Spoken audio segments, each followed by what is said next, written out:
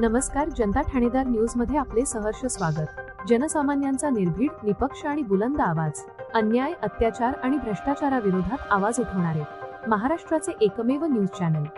पाहत रहा जनता ठाणेदार न्यूज। संगमनेरमधून 40 न्यायालयीन कोठडीतील आरोपी नाशिक मध्यवर्ती कारागृहात रवाना करण्यात आलेला आहे। राज्य सरकारच्या आदेशानुसार राज्यातील दुय्यम कारागृहामध्ये न्यायालयीन कोठडीत असलेल्या आरोपींना टप्प्याटप्प्याने नाशिकच्या मध्यवर्ती कारागृहामध्ये हलवण्याची प्रक्रिया सुरू केली गेली आहे। त्यानुसार संगमनेर येथील विविध पोलीस ठाण्यातील एकूण 40 आरोपींना कडक पोलीस बंदोबस्तामध्ये नाशिकला रवाना करण्यात आले आहे। पोलीस ठाणे आरोपींची संख्या पुढील प्रमाणे: संगमनेर शहर पोलीस ठाणे 20 आरोपी, गारगाव, आसवी आणि गुलेवाडी ग्रामीण पोलीस ठाणे 20 आरोपी, एकूण 40 आरोपी न्यायालयीन कोठडीत असलेले आरोपींना पोलिसांच्या मोठ्या ताफ्यासह सुरक्षितपणे नाशिककडे रवाना केले गेले आहे। पोलीस ठाण्यासमोर नातेवाईकांची गर्दी आणि भावनिक वातावरण पाहायला मिळाले। या कारवाई दरम्यान संगमनेर शहर पोलीस ठाण्याच्या बाहेर आरोपींच्या नातेवाईकांसह भव्यांची मोठी गर्दी झाली होती। आपल्या मुलांना, पतीला, भावाला किंवा कुटुंबातील सदस्याला शेवटचं एकदा पाहण्यासाठी अनेक जण पोलीस ठाण्याबाहेर तासनतास थांबले होते।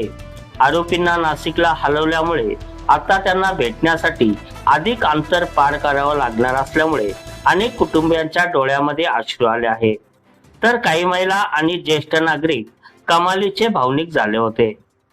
प्रशासकीय निर्णय आणि उद्देश पुढील प्रमाणे: दुसरीकडे शासनाच्या दृष्टीने हा निर्णय सुरक्षा, कारागृह व्यवस्थापन आणि न्यायालयीन कोठडीवरील वाढता ताण कमी करण्याच्या उद्देशाने घेतला गेला असल्याचं सांगितलं गेलं आहे।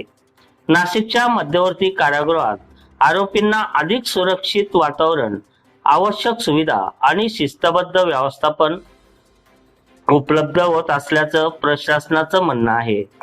कायदा आणि मानवी भावनांचा संगम या ठिकाणी पाहायला मिळाले। या घटनेने एका बाजूला शासनाच्या सुरक्षा धोरणाची अंमलबजावणी दिसून आली आहे, तर दुसऱ्या बाजूला आरोपींच्या कुटुंबियांच्या मनातील वेदना आणि असहाय्यता देखील प्रकर्षाने समोर आले आहे। कायद्याची अंमलबजावणी व मानवी भावना यांचा एक वेगळाच संगम या घटनेत पाहायला मिळाला। दरम्यान आरोपी विरुद्धचे गुन्हे न्यायप्रविष्ट असून त्यांच्या दोषी किंवा निर्दोष असल्याचा अंतिम निर्णय न्यायालयाकडूनच येणार आहे। जनता ठाणेदार न्यूज रिपोर्ट, रामा लोखंडे, संगमनेर। अत्याचार आणि भ्रष्टाचाराविरोधात आवाज उठवणारे महाराष्ट्राचे एकमेव न्यूज चॅनल। पाहत रहा जनता ठाणेदार न्यूज।